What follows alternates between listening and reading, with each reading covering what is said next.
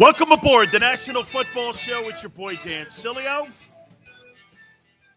Man, I'll tell you what. Football will not be the same. It just will not be the same without Tom Brady. It's just not going to be. Listen, man. Guy who played in 4 different leagues. Guy knows what it takes to be successful as a professional football player. Let me just give you my small world's insight here. What that guy did for 22 years, you will never see in your lifetimes ever again. You will never see it as long as you live. It's not going to happen. You know, people always say, don't say never, Dan. This is never. 10 Super Bowl appearances, 7 wins.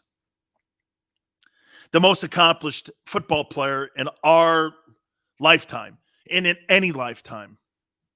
But you know what separated Tom Brady? We talk about this with Jalen Hurts all the time. You know what it is? Was Tom Brady not the greatest teammate of all time? Tom Brady's secret sauce was this. He motivated everybody on his football team every year. If it's Randy Moss, if it's Aaron Hernandez, if it's Antonio Brown, if it's Mike Evans, every teammate that he played with, he elevated.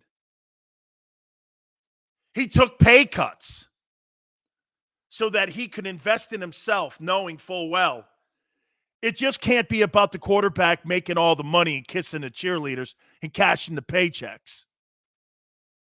He not only invested in himself financially, taking all those haircuts in New England, but he also made sure he was out putting the work in.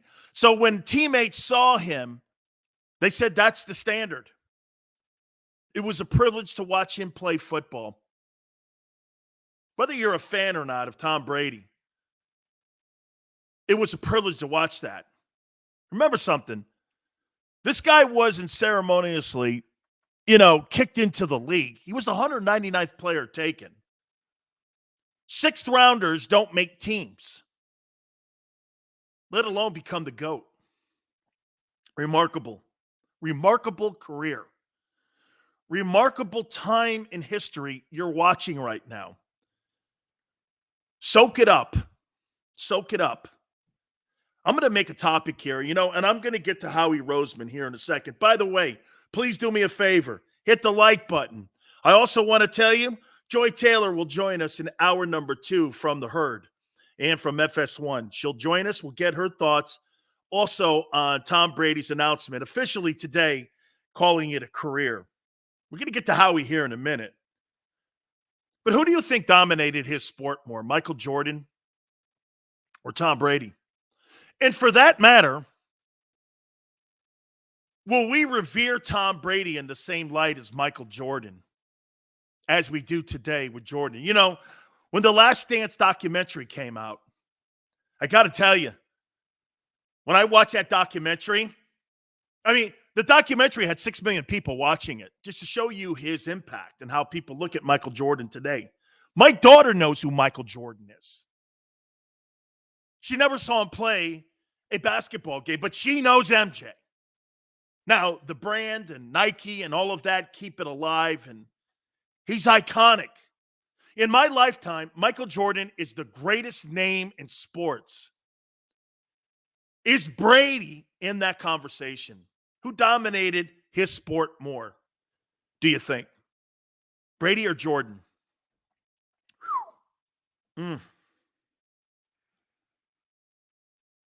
He topped him in championships with 7.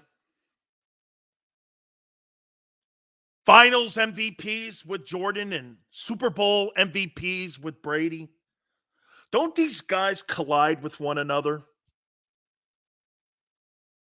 Big Chris says Brady 7 rings, better than MJ 6 rings. Raymond, Michael Jordan had to play more games. D-Train, Brady, Jordan was now his Brady. Got to go with 7, unheralded. Never going to see that again. It's almost like the conversation we have about Tiger Woods, isn't it? How many times were we saying this? Rory McIlroy, the next Tiger. Here's the next DeChambeau, the next Tiger. We never really ever found the next Tiger because you're not going to find the next Tiger Woods. Tiger Woods was transcendent to his sport. How many people, I would say this to you about Tom Brady. Tom Brady is probably the only NFL player that's bigger than his sport. Is that fair? Is that fair? Jordan was bigger than the NBA. Flex says it's harder to win in the NFL than in the NBA. There's no second chances. Absolutely. It's one and done, and you go home. Flex, there's no doubt. It's harder to win a championship in the NFL because you know why? Brady can't play defense like Jordan can.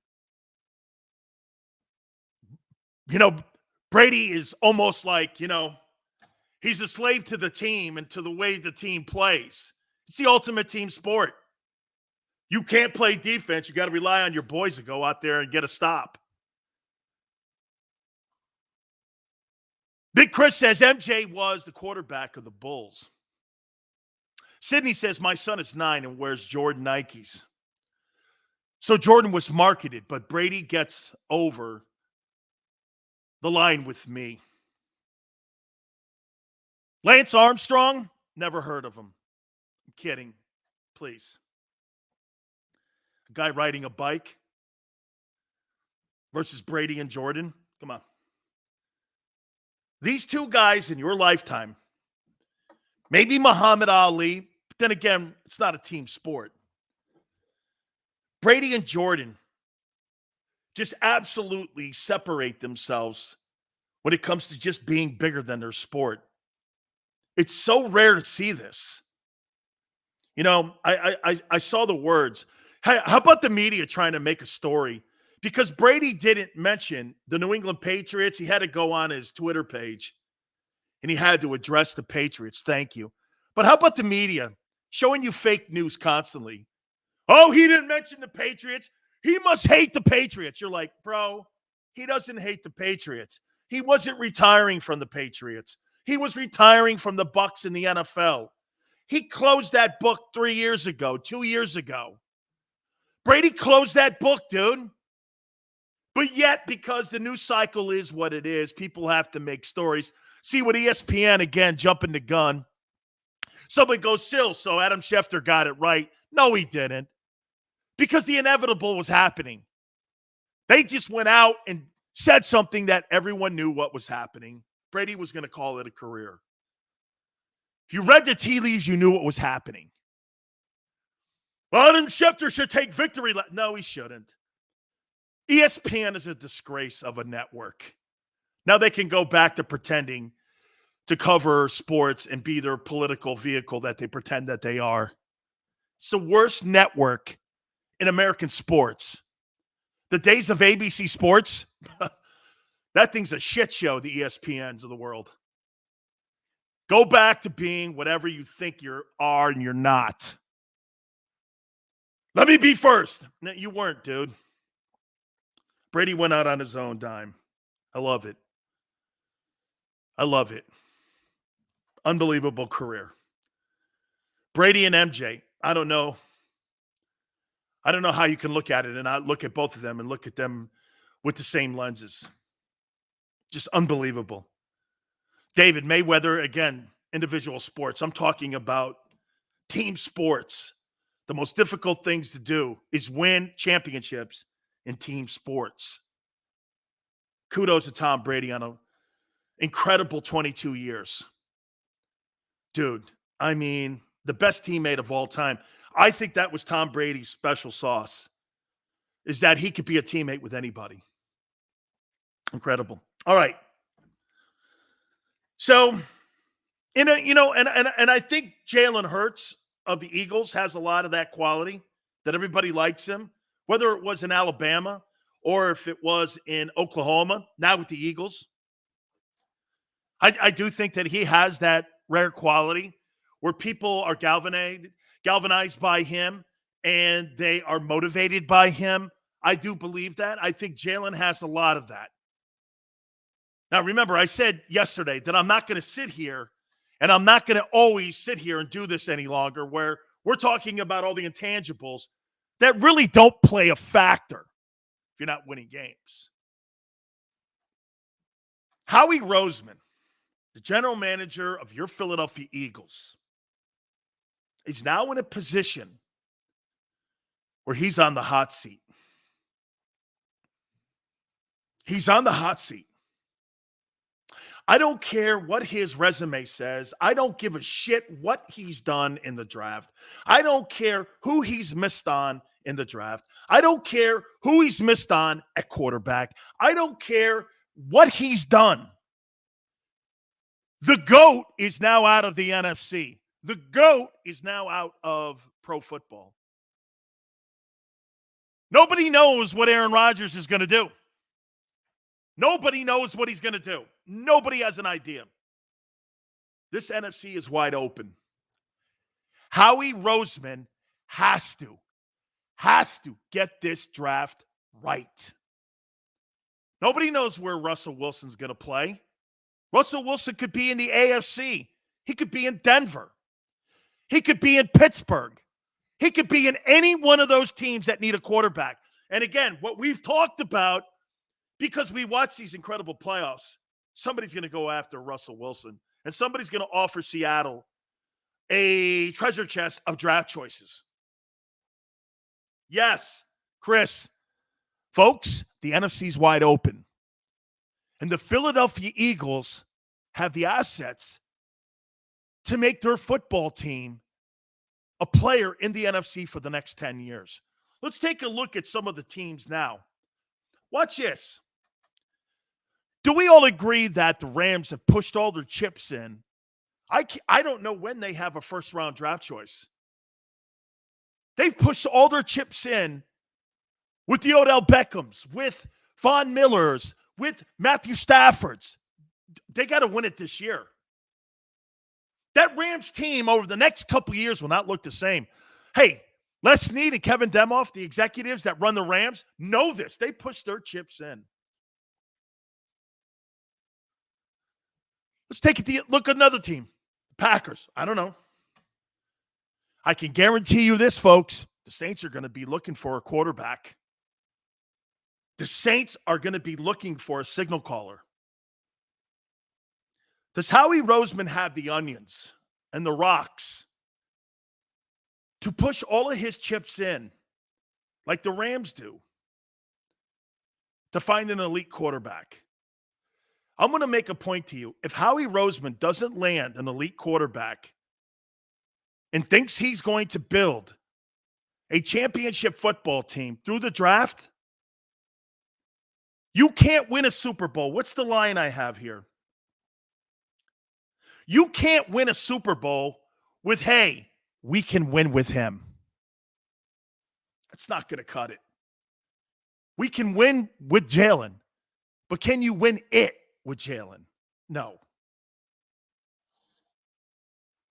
I don't want to hear that line. We can win with Jalen if we put pieces around him. Joe Burrow dispels that. He has got, according to Pro Football Focus, the second worst O-line in the NFL. And you know what that dude did? He's got his Bengals in the Super Bowl. I don't want to hear that shit. I don't want to hear that. Well, we can win with it. No, you can't. You know this now. Hey, watch this. Sydney says, Jones staying with the Giants. Daniel Jones. You can't win with him. I don't care what Brian Daboll does with him. You can't win with him. You are not going to win a Super Bowl with that guy. You're going to win a Super Bowl with Derek Carr. You're going to win a Super Bowl with Justin Herbert. You're going to win a Super Bowl with Patrick Mahomes. You're going to win a Super Bowl with Josh Allen. You're going to win a Super Bowl with Joe Burrow. You're not going to win a Super Bowl with Zach Wilson, Justin Fields, or some of these other bums. They're good enough to win, though. The Eagles have a quarterback that's good enough to win. That's your ceiling. That's your ceiling. Howie Roseman has to push his chips in. Because building a football team, you guys come out here all the time and you say, Seals, we got to put a football team together on the defensive side. No, you don't. Joe Burrow's in the Super Bowl with the shittiest O-line in the league. No, you don't. No, you don't. The Eagles have to push their chips in. I thought about this last night. I don't want to hear this any longer. Well, if we put a good running back and get another quality, this is what you guys say all the time, get another quality wide receiver over here or there. Joe Burrow walked into Cincinnati. They had won 2 games prior to him showing up and said, fuck that. We're going to go to the Super Bowl. And he's right, and they're in it. You know you're going to win with him, no matter who's on your roster. So let me get this right.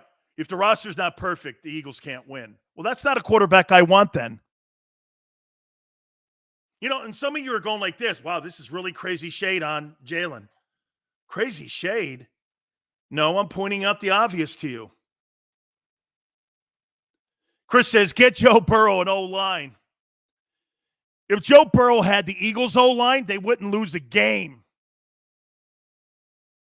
True Savage, thank you.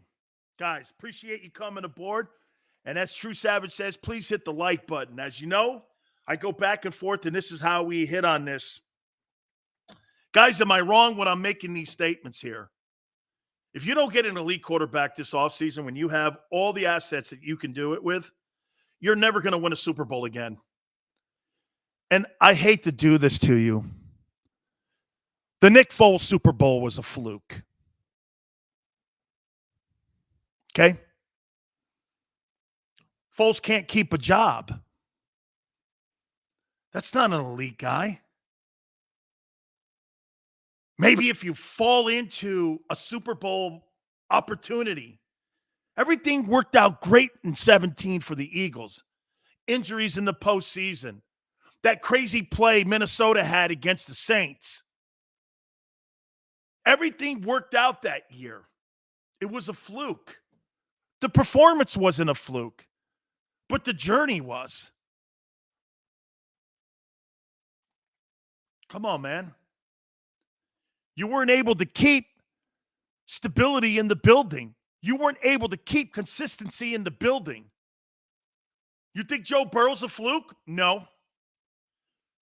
And hey, and for the record, Joe Burrow's probably started as many games as Jalen Hurts has. I know when I look at Joe Burrow, I go like this. That guy is something else. I look at Jalen and we're still doing this. I don't know. Williams said, took Allen shine time. Even when he was struggling, I still went, that guy, there's something to him. Are you saying that about Jalen Hurts?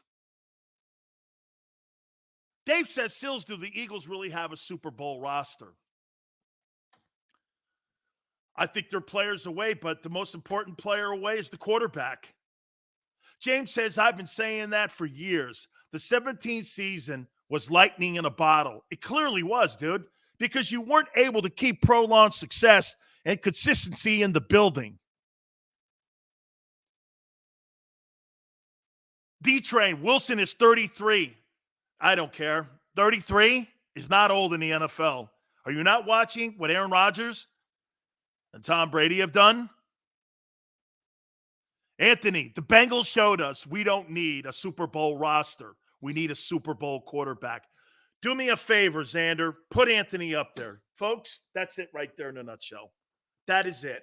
That Anthony has it right there. That's it. The Cowboys put a Super Bowl roster together every year, but they don't have a Super Bowl quarterback. By the way, you know this without a fact right now. Stephen and Jerry Jones are looking at it, and they're looking at Dak Prescott going like this. That ain't it. We overpaid, like everybody said, including yours truly here. Dak Prescott is overpaid.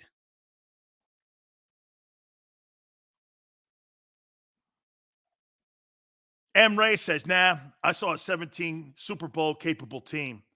We had all the pieces on both sides. Then why weren't you able to sustain it? That football team is overrated then. How many people think that, how about this, that 17 team underachieved? I say the 1985 Bears are the most underachieving football team in the history of the league. Do you know what some people say, experts? That's the greatest team of all time. Great teams win consistently. Great teams put resumes together. The Bears never went back to a Super Bowl with that group. Is that over or underachieving? Peyton Manning, underachieved in Indy. Brett Favre, underachieved in Green Bay. Aaron Rodgers, underachieved in Green Bay. Drew Brees, underachieved in New Orleans. You have all those numbers and a supposed Super Bowl roster, and you got one ring? That's what makes Brady the outlier. But you can't even do what Troy Aikman did? Or you can't do what Roethlisberger even did? Sydney, then you're saying we got to go for a Super Bowl gun quarterback first. Bro, you got to get the quarterback right this offseason. I don't give a shit about a linebacker. I don't give a shit about a wide receiver. Manning overachieved? Sydney, he underachieved. One ring in Indy. Really. One ring. Roethlisberger's more accomplished in the postseason than Peyton Manning. Eli overachieved. Big Chris, here's a point. He says the 72 Dolphins, greatest team of all time. How about this? Not only were they undefeated, but they won 3 straight AFC championships and 2 Super Bowls in that time frame. Oh, and were undefeated in one of those Super Bowls. That could easily be one of the greatest runs of all time. That Shula team that did all that, it wasn't about a one-year wonder. Okay?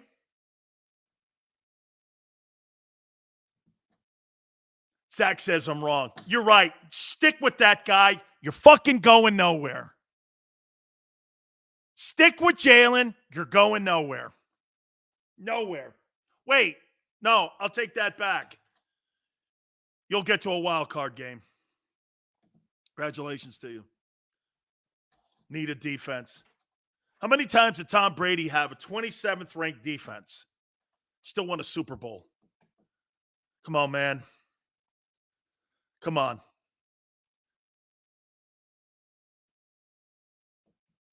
'72 Dolphins, greatest. Not all time.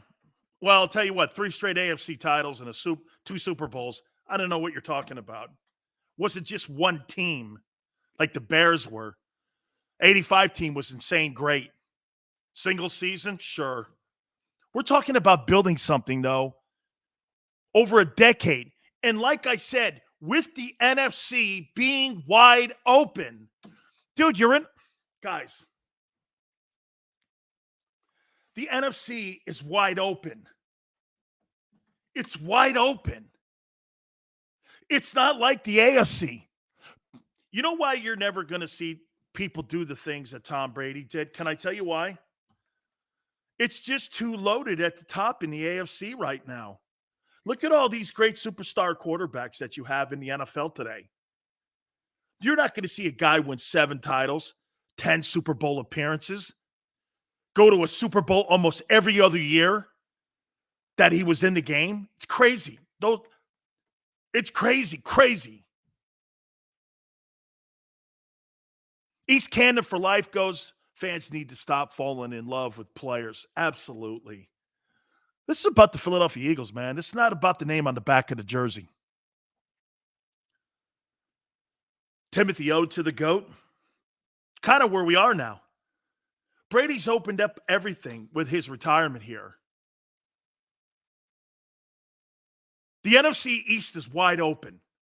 The Cowboys are in shambles. What are they, $50 million over the salary cap? $42 million over the salary cap? They've either got to cut Amari Cooper, restructure the contract of Ezekiel Elliott, What are they going to do with some of their offensive linemen that their contracts are up? What about the tight end they're going to lose? Look at all the pieces in the Cowboys that they're going to have to restructure or lose. How about this if you're in Dallas? You got to go to certain star players on your roster right now and do this. You got to take a pay cut if you want to stay here. Why would they? Chalk it up, Sports Philly. How you doing, man? X says, with Dabo going to coach up Jones, listen, it doesn't matter. Daniel Jones is garbage. They're garbage.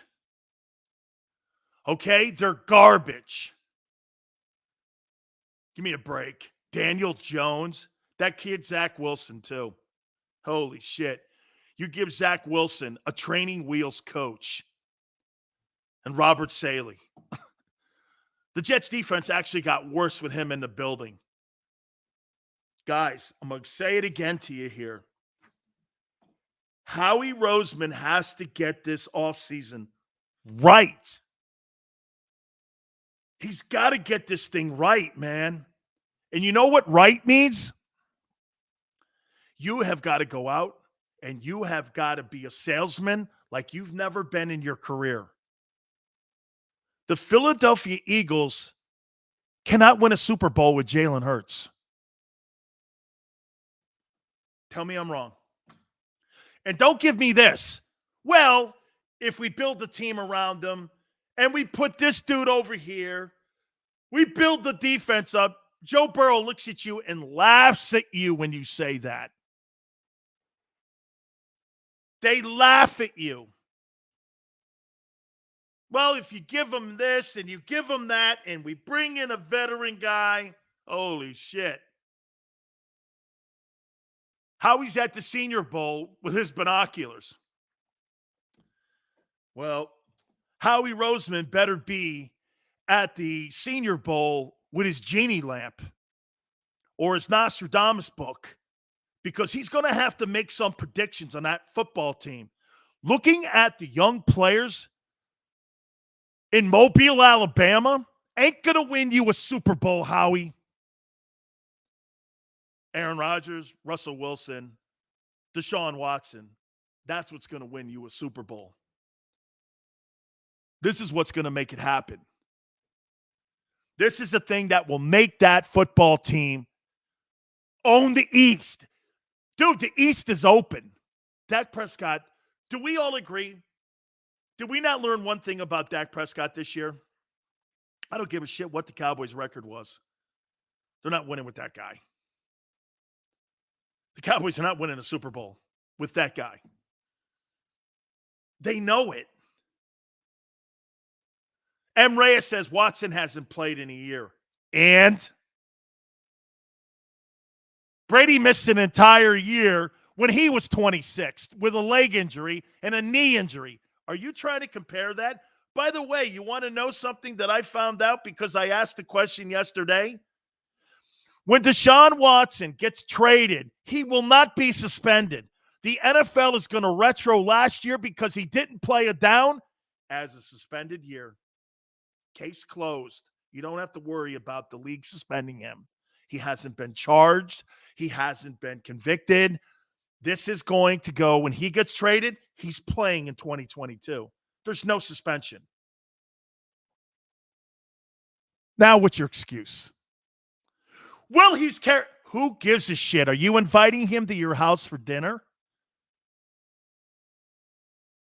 And you know what? That's the kind of team and kind of fan base that would sit there and go, I don't want that guy on my team. I'll take Jalen Hurts because he's a good guy. If you were winning trophies when it came to being a good guy, then Jalen Hurts is your dude. If you're going to win a Super Bowl and no one gives a shit about the guy's personality, okay, you shouldn't be an NFL fan.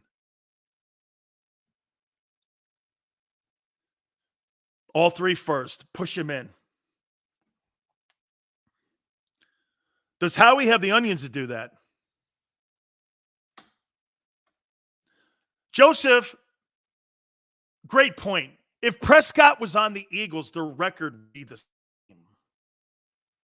Absolutely Joseph. You think Dak Prescott would win more games if Dak was the quarterback of the Eagles? I don't. Greenville says, I thought defense wins championships. Yeah, in 1985. Not in 2022, it doesn't. No, it doesn't. Star quarterbacks win Super Bowls today. Yeah, 30 years ago, 25 years ago, you bet defenses. Ravens, Buccaneer defense, the SAP defense, absolutely. Game's changed. League doesn't want to see defensive teams winning Super Bowls. You think the NHL wants the Broad Street Bullies and their mentality winning Stanley Cups? Or do you think they want high-flying, scoring offensive hockey teams winning Stanley Cups today, like you saw with the Blackhawks or you saw back in the day with the LA Kings? They changed so many rules to stop teams like the Flyers from going out and winning Stanley Cups. They don't want that mentality. They don't want it. Listen to this. 49.6 million viewers watched NFL football this past weekend. Sean was right. He was off by 4 million, though. Sean McManus, who was on with us yesterday, said that 45 million people are going to have tuned in to watching the Bengals and Chiefs play and Rams and 49ers. Get this, too. No Brady, no Rodgers over the weekend, and they almost had 50 million people watching. Unbelievable. Unbelievable. Unbelievable. I don't subscribe to that any longer. Defenses win championships. Super Bowl quarterbacks win championships. And the Eagles don't have one. They don't have one. My question to you is, does Howie have the onions to pull the trigger and push all those first rounders in? Hit the like button. We'll expand this conversation. By the way, Joy Taylor from The Herd in hour number 2. Guys, love you, man, but hey, we got to make some tough decisions here.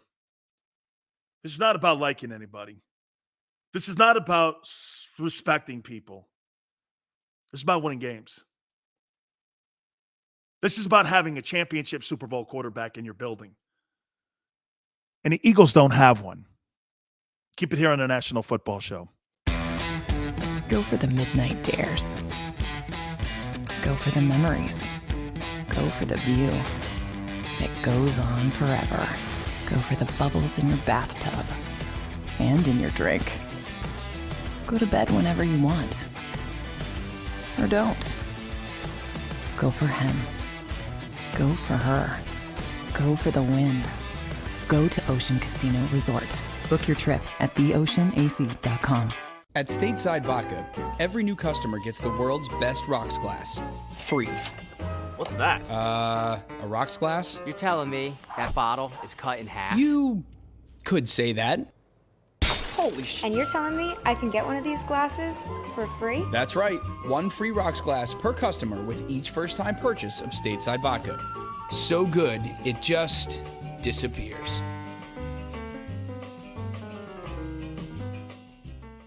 You know you like being right. That's why you should enroll in an Independence Blue Cross plan. It's the health plan chosen by more people than any other, with more doctors and hospitals, more benefits that really rock, more of the coverage you want for the right price, including free doctor visits 24/7. It's a choice you can feel good about, because when you're right, you're right. And when you've got Independence Blue Cross, you're right where you need to be. Call 1-844-200-2583 today to get an Independence Blue Cross plan.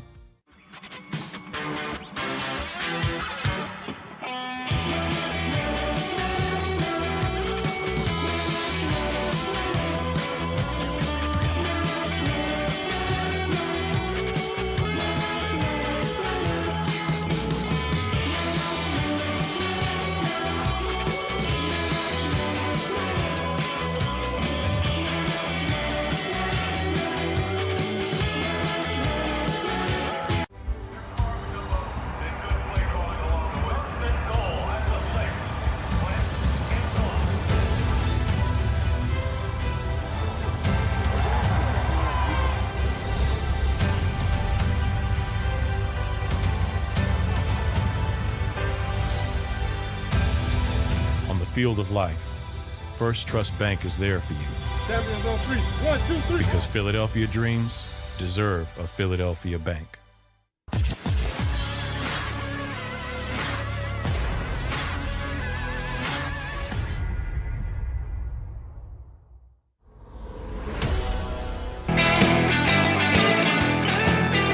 Welcome back. National Football Show. It's your boy Dan Sileo. Please hit the like button. So who did the Bears hire as head coach? Bobby Uberist, Eberist. Who the fuck is that? Oh, man. Who did the Bears hire? Bobby Uberist, Elberist. Who is the guy? But I'm sure he's going to change Justin Fields around. Look at these nobody coaches now getting jobs because people are now going to analytics. And analytics is now running the NFL. Shakur, who the hell? Colts D coordinator. So the Bears, think about what the Bears did. The Bears drafted a quarterback in the first round last year. And what do? They turn around and hire a defensive coordinator as head coach. Hey, man, I'm not the smartest guy on the planet, but I promise you this. I ain't the dumbest clam in the ocean. Come on, man. Bobby Uberist or Elberist or some shit name I've never heard of. The D coordinator of the Colts is now the head coach of the Chicago Bears. And he's going to change Justin Fields around. That kid, Justin Fields, has no chance in Chicago. Why? And people are going, well, why do you say that? Because Chicago's never developed a quarterback in the last 65 years. I mean, I've never heard of the guy. Oh, did you see Jim Schwartz is now interviewing for the Colts to be the new DC there? Great. Jim Schwartz is a good DC too. Man, the Bears hired a D coordinator, and you draft a quarterback in the first round last year, and you've got to save this kid. You shit all over yourselves with Mitchell Trubisky, and now you're – man, the Bears suck. Good afternoon, Joey B. He's Cannon for life. I've never heard of him. 215. I don't know what they're doing in Chicago.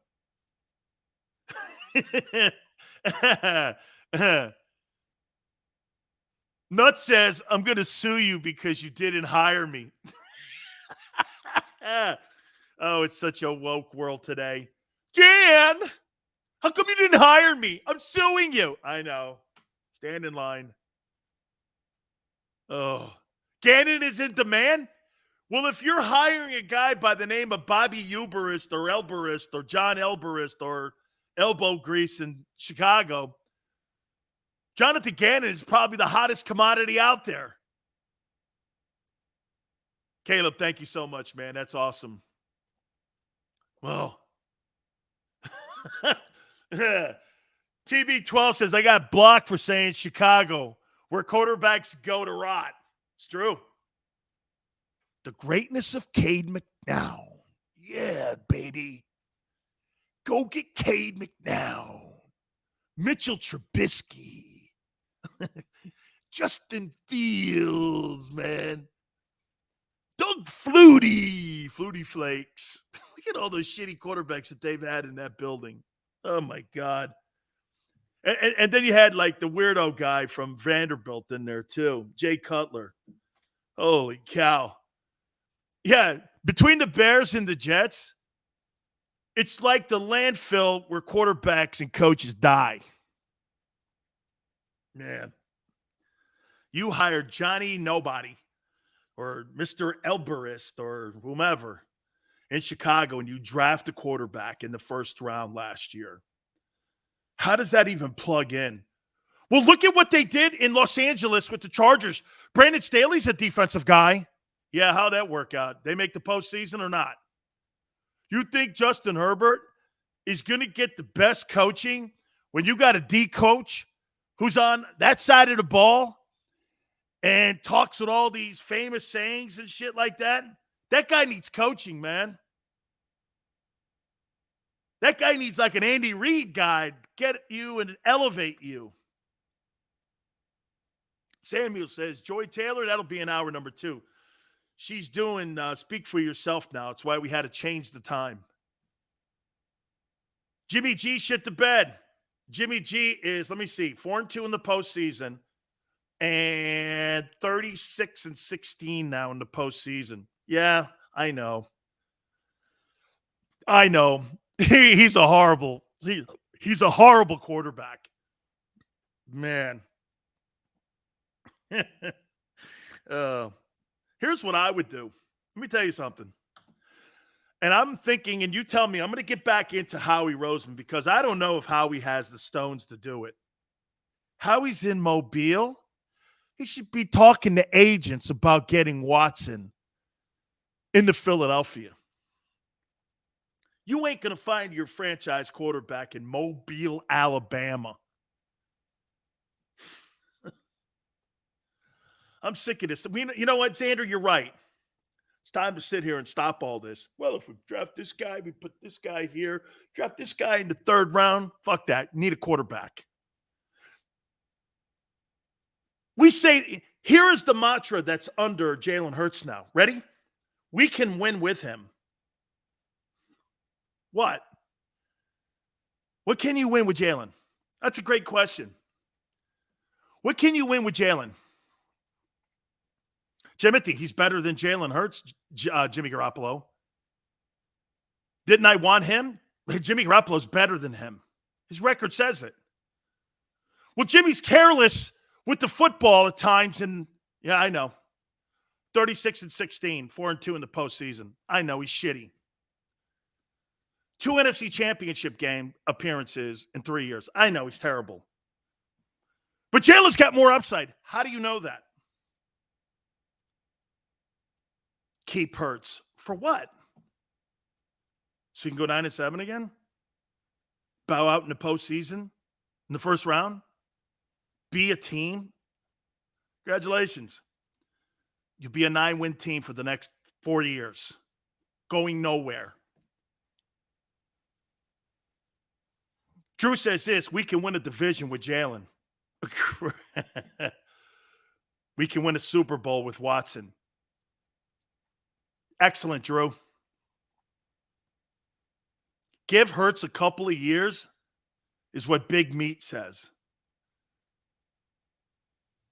You don't have a couple of years. You have this year.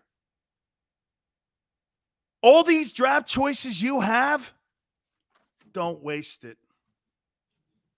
Have some onions. M. Reyes says a good point here. Did the Texans win a Super Bowl with Watson? No, but the Lions never won with Matthew Stafford. And they're 60 minutes away from winning a Super Bowl with Matthew Stafford.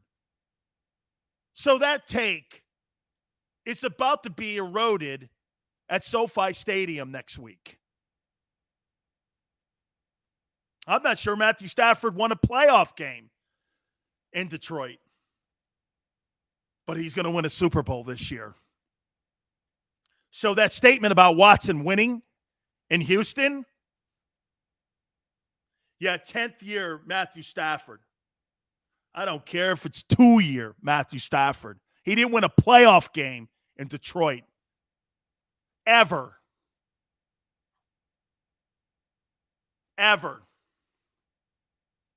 Gil says, Texans, take your little stinking 3 first-round picks and give me Deshaun.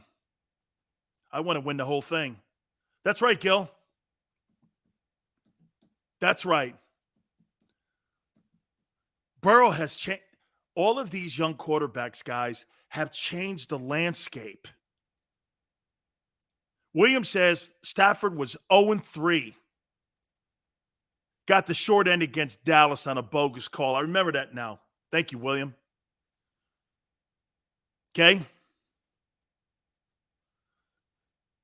215 goes, it was the fucking Lions. Joe Burrow, it's the fucking Bengals. It's the Bengals. The Bengals. I can't even say it with a straight face. Joe Burrow's got the Bengals in the Super Bowl, and we're talking about Jalen Hurts here and putting players around him. Hey, come on, man. This conversation's over with. You have to have a Super Bowl quarterback. You don't have to have a Super Bowl roster. Okay? 24 says Burrow's amazing. They weren't saying that when he came out of LSU. They were doing the same shit they were doing to Mac Jones. Hey, he's got all the great players around him. He ain't that good. He's not that guy. Mac Jones is going to be they're probably going to give it to Jamar Chase. I wonder who's going to win the Rookie of the Year award offensively. Chase and Cincy or Mac Jones? Probably Mac Jones. Okay, probably Mac Jones.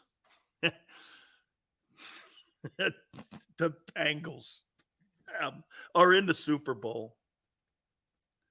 And I'm talking about winning a game with Jalen Hurts.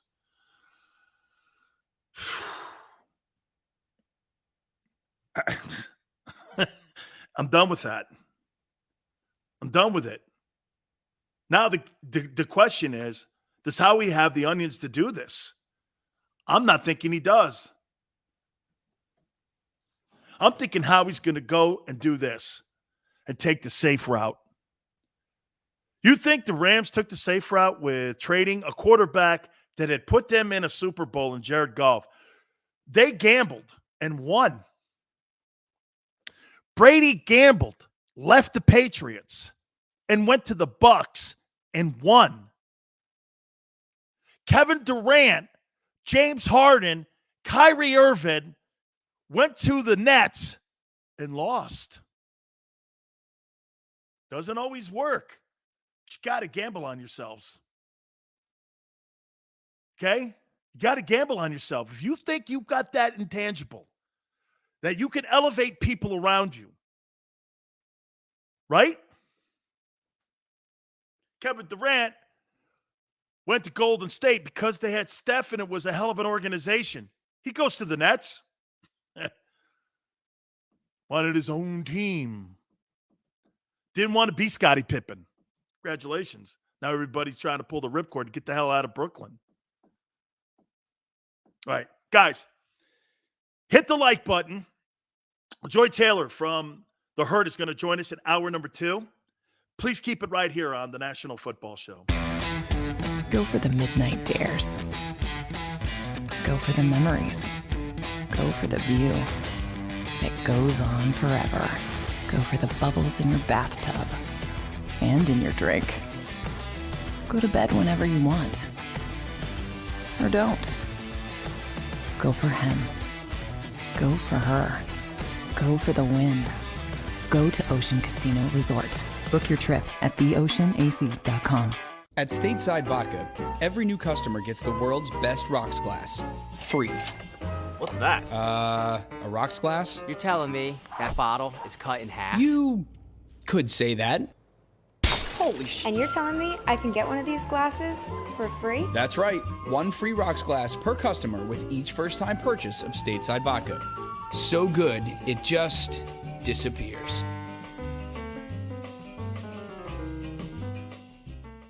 You know you like being right. That's why you should enroll in an Independence Blue Cross plan. It's the health plan chosen by more people than any other, with more doctors and hospitals, more benefits that really rock, more of the coverage you want for the right price, including free doctor visits 24/7. It's a choice you can feel good about, because when you're right, you're right. And when you've got Independence Blue Cross, you're right where you need to be. Call 1-844-200-2583 today to get an Independence Blue Cross plan.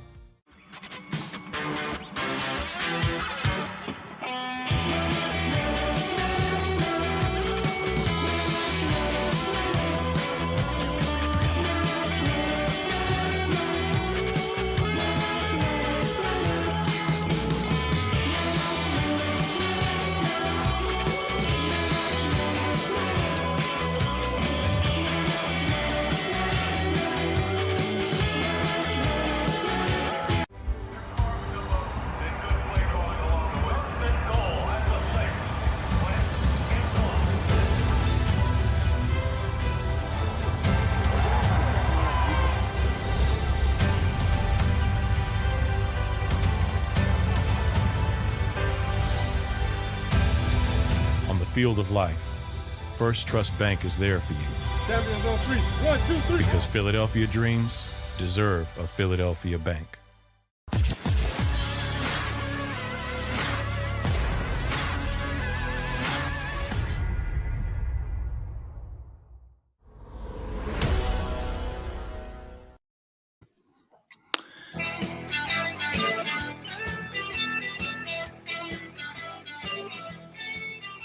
End racism. Dan Sileo, National Football Show. End racism.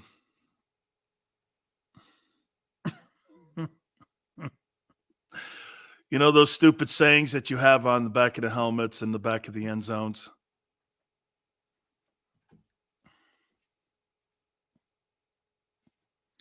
This is all alleged here. Couple faceted stories in the hiring processes that are going on in the NFL. Former Dolphins head coach Brian Flores is suing the National Football League and the Giants, alleging racism in their hiring process. Flores has texts from Bill Belichick congratulating him for getting the job, but Flores had yet to interview. The text messages were meant for Brian Daboll.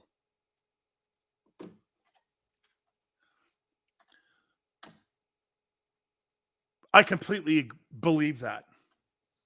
Why would I believe that one here? I'll get to the other ones. There's another sidebar story too to this.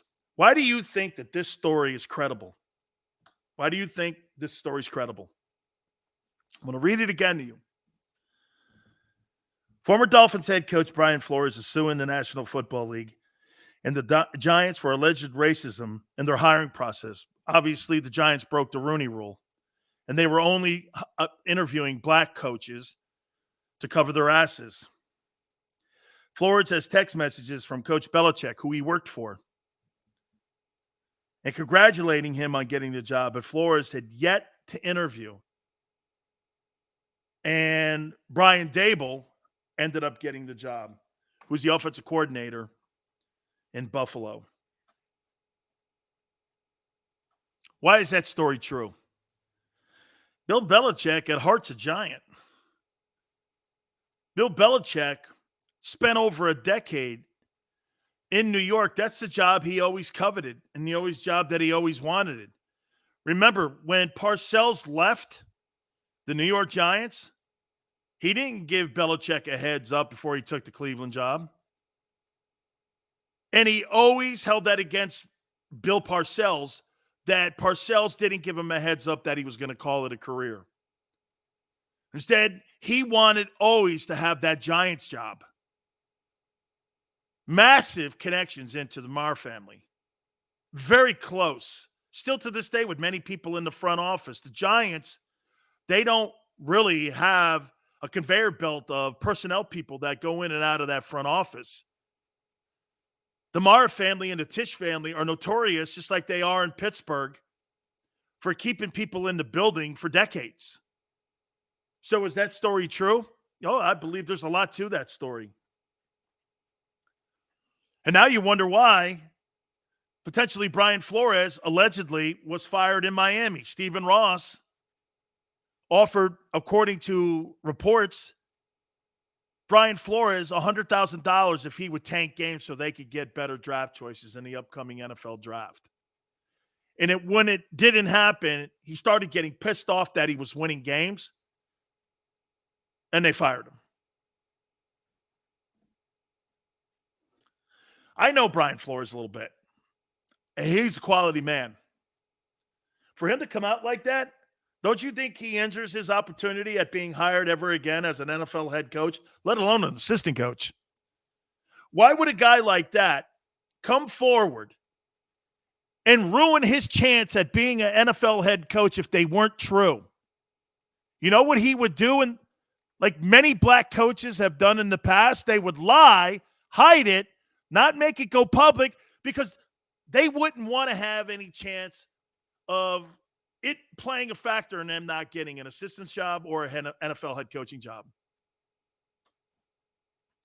he's basically now going to become the Colin Kaepernick of coaches.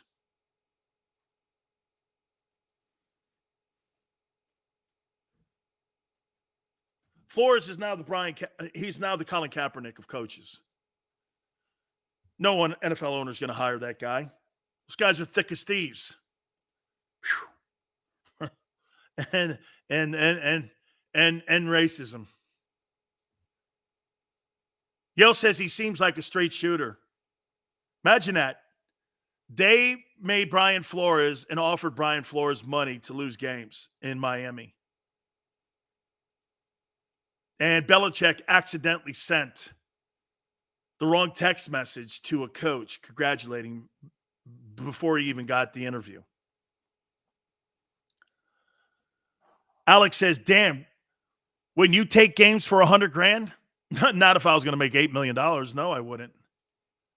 And if I thought it was going to hurt my chances at becoming a coach, the 20 some odd years that I put in, no, I wouldn't. $100,000? Boy, you're easily sold out, bro.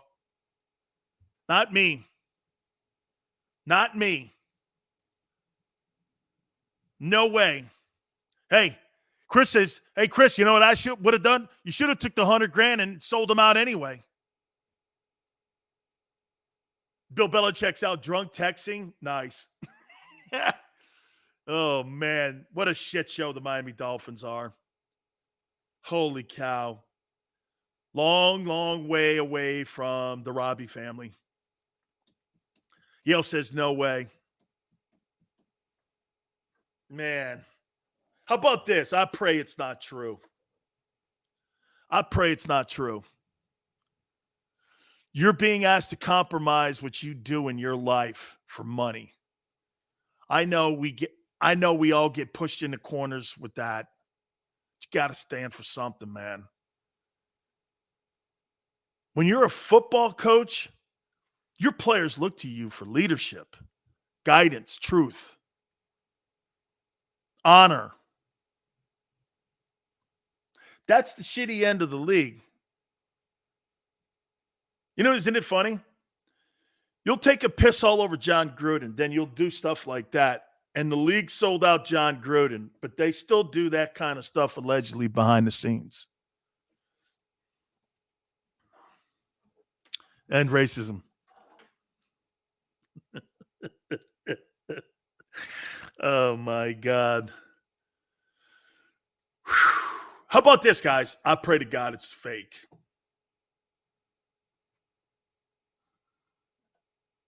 Backyard Birds podcast says Flores needs more people to stand with him. You're not going to have podcast. You think people are going to put their reputations and jobs on the line for Brian Flores? No way. No way. No way. Yeah. I was in the building and Brian Flores is right. No way.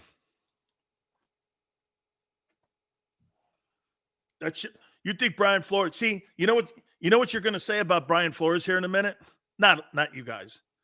But you know what some people like on the outhouse wall of social media known as Twitter are going to start saying?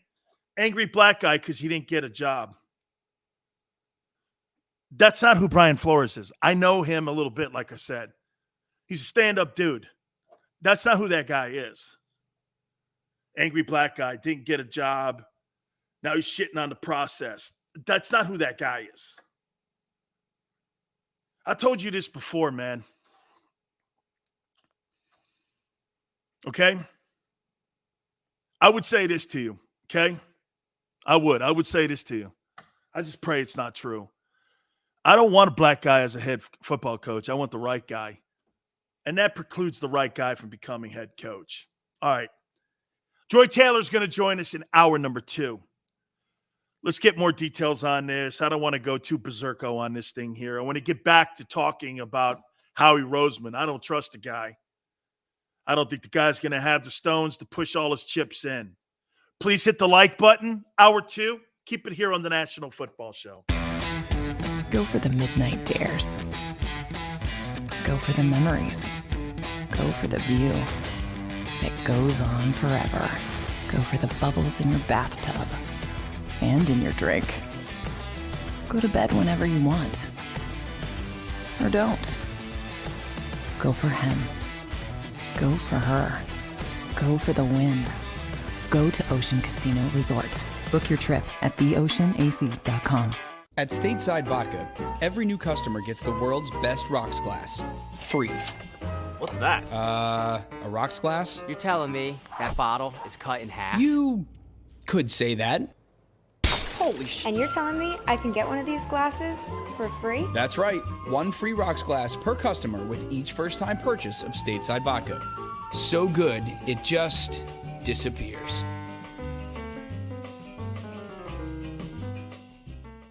You know you like being right. That's why you should enroll in an Independence Blue Cross plan. It's the health plan chosen by more people than any other, with more doctors and hospitals, more benefits that really rock, more of the coverage you want for the right price, including free doctor visits 24/7. It's a choice you can feel good about, because when you're right, you're right. And when you've got Independence Blue Cross, you're right where you need to be. Call 1-844-200-2583 today to get an Independence Blue Cross plan.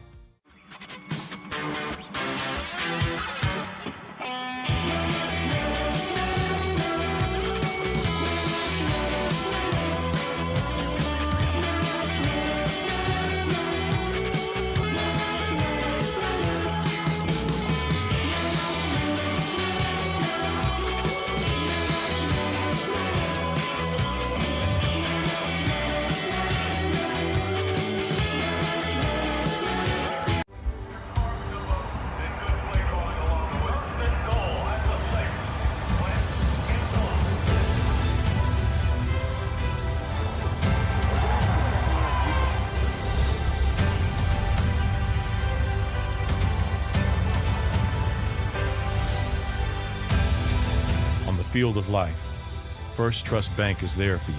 Champions on 3. 1, 2, 3. Because Philadelphia dreams deserve a Philadelphia bank.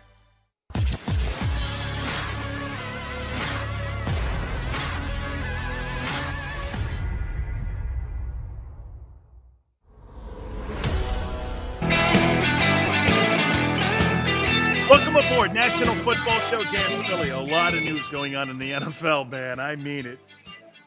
Not all good, too, but we'll see what happens with that Brian Flores story. I want to get more intel before we start barking too much here and we start acting like the people I hate on the radio and in the news cycle. I think we have to at least bring it to people's attention here. But before, we start sounding off, let's get some facts here. I know. Remember? Facts. It's not just a machine back in the day, Facts. Let's wait and see. All right. Bottom of the hour. Joy Taylor's going to join us from the Herd and FS1. We'll get her spin on all the things going on. Obviously, the big story of the day is Tom Brady and him officially calling it a career. I said this in the first hour, and I'll reiterate it again. What that guy accomplished, you put him in the pantheon of what Bill Russell did, what Michael Jordan did, and I'm talking team sports-wise, not just individual. It's so hard to match those two up, isn't it? The great player, the great statistics, and the great results. He leaves nothing unblemished in his career, nothing. The ultimate professional, the ultimate winner, the ultimate competitor. Now, I'll ask you this. Do you consider Tom Brady the greatest NFL player of all time? Is Brady the greatest NFL player? I think that question is how it lands for each and every individual. And I think that question is too broad. Dan says yes. By the way, guys, please hit the like button. We're a little light in the first hour. Please bang on that thing for me. Jeremiah says yes. No, Reggie for me. Matt Hatter, okay. See, I don't believe that there's a wrong answer here.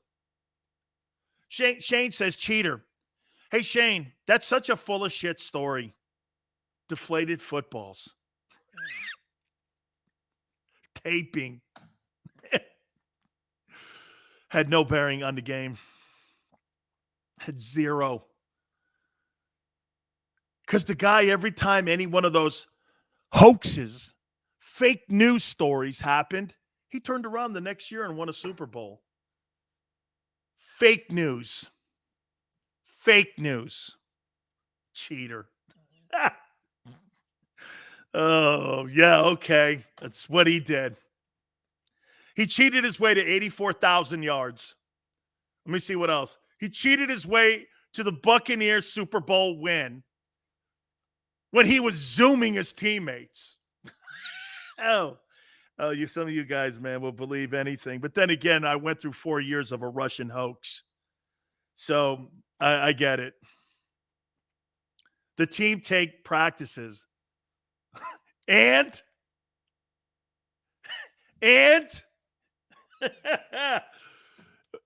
all you had to do was take the hard copy off the television broadcast. Jimmy Johnson used to do it all the time. What does that mean?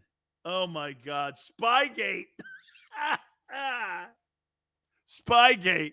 Deflategate. I spent 2 years of my life covering stupid fucking PSI something. Oh, my God almighty. Man, Spygate. You've been listening to Howard Eskin too much, man. Oh, my God. Oh, deflated footballs. Deflated footballs had something to do with 7 Super Bowls and 22 years of football. Brady a first ballot? Chris, that Hall of Fame's not intact. Hey, how about this? It's Roethlisberger and Brady going into the Hall of Fame. I think in 2027, is it? I think those two guys, because you have to sit 5 years. I think those guys, 2027, those guys go into the Hall of Fame, right? Sydney, I'm trying to get Elon Musk on my show, believe it or not. He's a fan of our show, and he's watched it. And I'm trying to get him on, believe it or not. All right, guys, I got something here for you. Okay? Hey, Sills was studying Pygate. John Davidson, yes. I was studying Pygate. Yes. Oh, my God. D-Train goes, if you guys don't think every team they did. D-Train, it was a common practice. And then you know what, too, they used to do? You would have an assistant coach hang out when a team came out, when they came to your building, and you know what they would do? They would sit there when the quarterbacks were going through warm-ups and listening for audibles. The NFL, because the Patriots were notorious for that, and so were the Raiders, they made them have to leave the field, all coaches too, when other teams, and you couldn't be down on that end of the end zone with home personnel watching like the Bills, because the Bills and Sean McDermott, they had a bitch. And by the way, the Jets used to complain about the Patriots all the time and other teams that were doing it. Okay? Oh, man. This Deflategate, Spygate. The only gate that really mattered was Bountygate. Because here's my problem with Drew Brees. I never said this publicly, but I'll say it now. So Drew Brees knew that they were injuring union players, and they knew that they were into Gary, I forget his last name, the defensive coordinator that was in New Orleans at the time. He knew that they were trying to injure and personally injure Brett Favre and Kurt Warner and those players illegally, and he said nothing about it. It's quite a union rep. That's quite a union rep. All right. I'm going to get back to – I don't trust Howie here. Okay? Steve, I hit on it a little bit. I want to get a little more intel on it, man, because Brian Flores is a stand-up dude. But he'll be called the angry black guy because he didn't get a job. Greg Williams, thank you, John. And by the way, everyone knows about Hey, the Bounty Gate, everyone knows about the jar. I played on football teams that had a jar. Whoever takes quarterback out, everybody puts a $100 bill in every week. And whoever knocks a quarterback out on interceptions gets the jar. Sometimes that thing would be around $5,000. You knock the quarterback out, you get the money in the jar. You start tooling it up again. That went on for decades. Oh, Eagle guy. What was about the Bounty Bowl? The body bag game. That was actually one of the best games of all time, the body bag game. So here we go. You ready? Here's a new name for the Washington football team. The Washington Commanders. React. Washington Commanders. Oh, my God. Hey, you should call them the Washington Commies. The Washington Commanders. Jesus criminy. Do you like Embrace? Oh, yeah. The Washington Commanders. Joey, weak. Tony's like, oh, hey. They sound like an Arena Football League team. Holy cow, man. They sound like a MAC football team. Tony's like soft. Brian's like, wait, hang on here now. Wait, Washington gets a name this year? He scammed them. Dude, hey, Eagle fans must just sit back and watch. You know what I love? Here, listen, guys. Eagle fans, you guys are the best. I'm going to tell you why. So you must sit back and listen to that shit from the Cowboy fans. And then this Washington thing. Okay? And then stupid Giant fans. Oh. We're going to go with Daniel Jones. We're going to do everything we can to turn him around. Hoss, when a guy has a bad engine, I don't care how many spark plugs you put in the engine. It's still a shitty engine. There's nothing you can do with Daniel Jones. Oh, you just got poor cut. Hey, man, the car don't start, dog. Oh, the Commanders. Hey, Joey throwing a little behind the scenes. So the cheerleaders, right? They dance on command in Washington. You know what I mean? Oh, man. Dante says Jalen is a holdover until we get the real guy. You ain't going to have an opportunity to get the real guy. You got all these assets, man. You got to make something happen. Danny Dimes, Danny Pennies. What were their choices? I don't know. The Commanders. The Washington Pigs.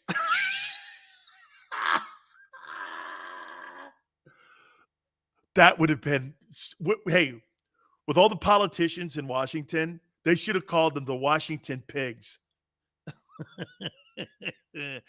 Oh, man. Oh, that would have been great. Danny Nichols. Yeah. He ain't worth a nickel, bro. That dude ain't worth the nickel, man. I'm sorry. He is not. All right. Hey, again, another thing before we get on to Howie here. And by the way, don't forget, Troy Taylor's going to join us at the bottom of the hour. Washington Rhinos. Okay. So do we agree? Do you think Frank Reich's going to be on the hot seat this year? Along with Chris Ballard, maybe, the general manager of the Colts.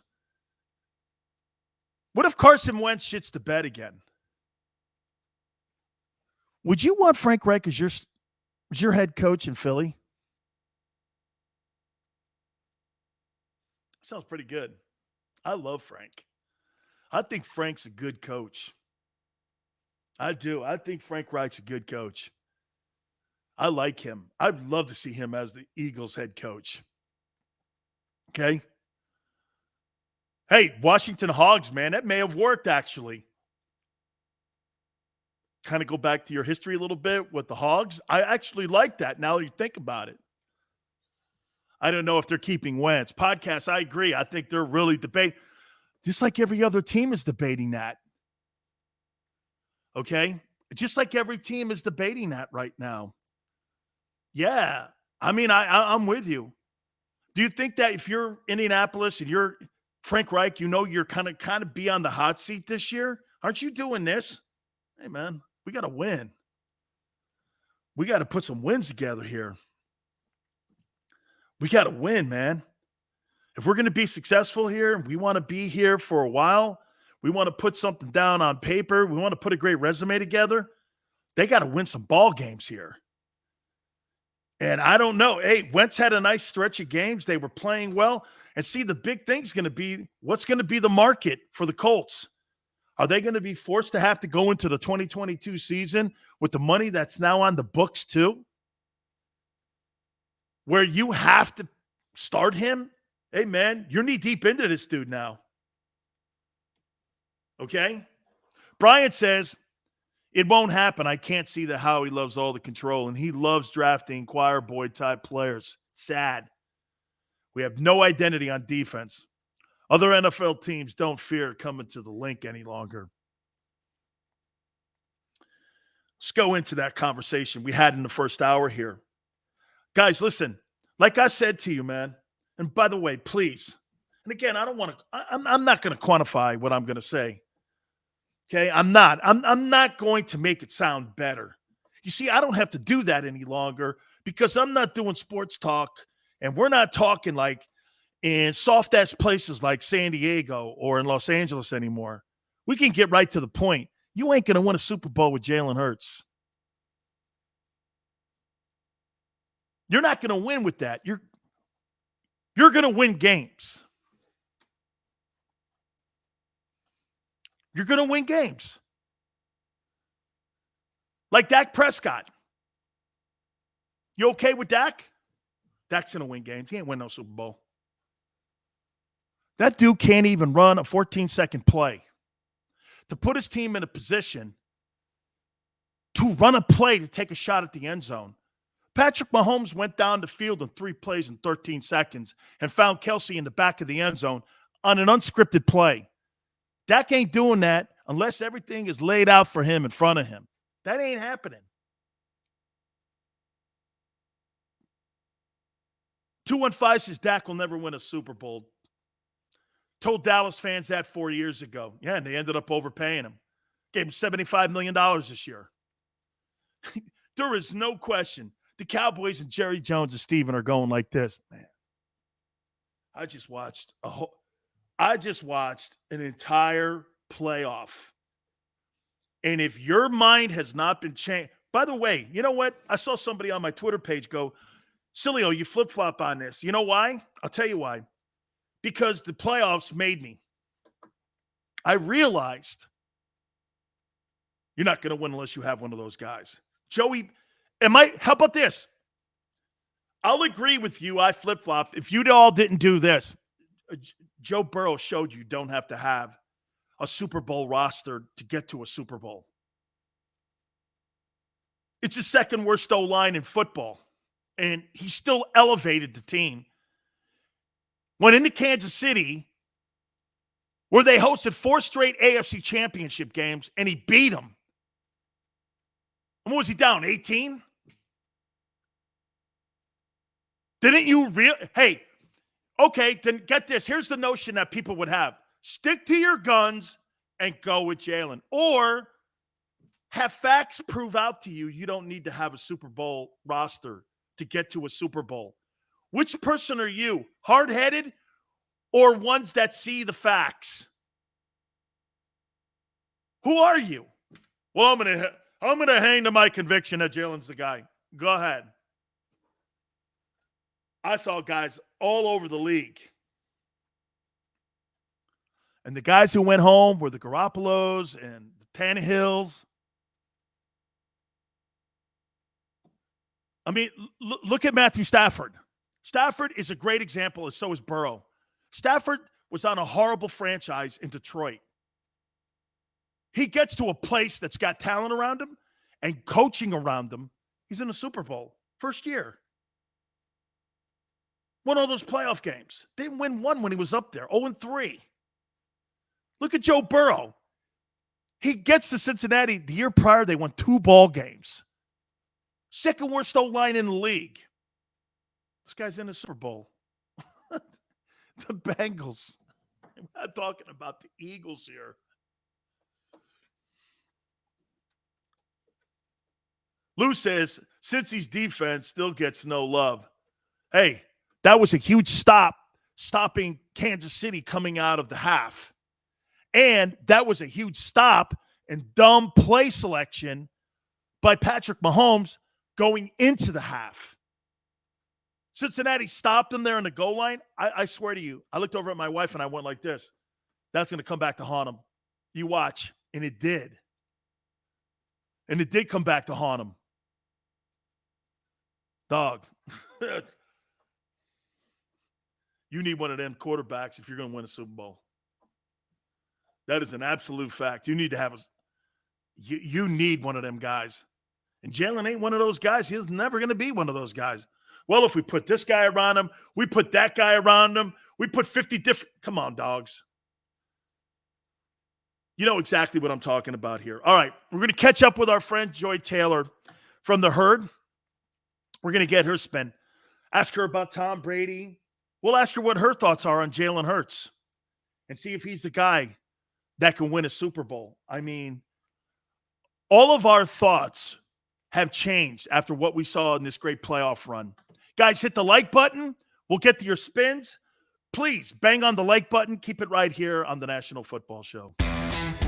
Go for the midnight dares. Go for the memories. Go for the view that goes on forever. Go for the bubbles in your bathtub and in your drink. Go to bed whenever you want. Or don't. Go for him. Go for her. Go for the win. Go to Ocean Casino Resort. Book your trip at theoceanac.com.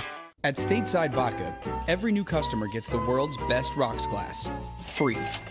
What's that? A rocks glass? You're telling me that bottle is cut in half? You could say that.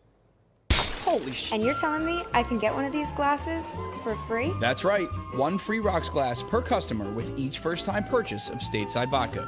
So good, it just disappears.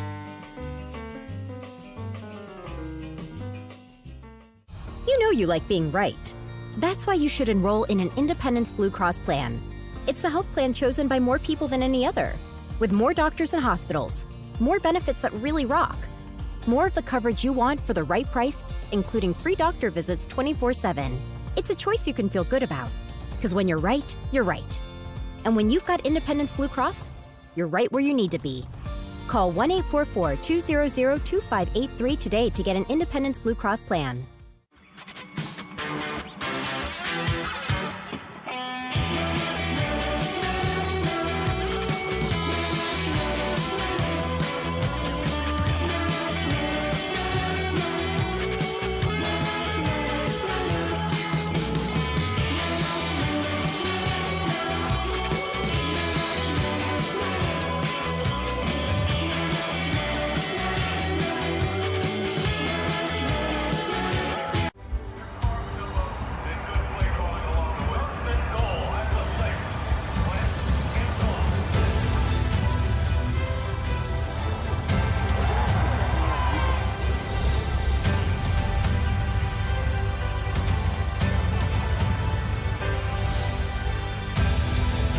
Field of life, First Trust Bank is there for you.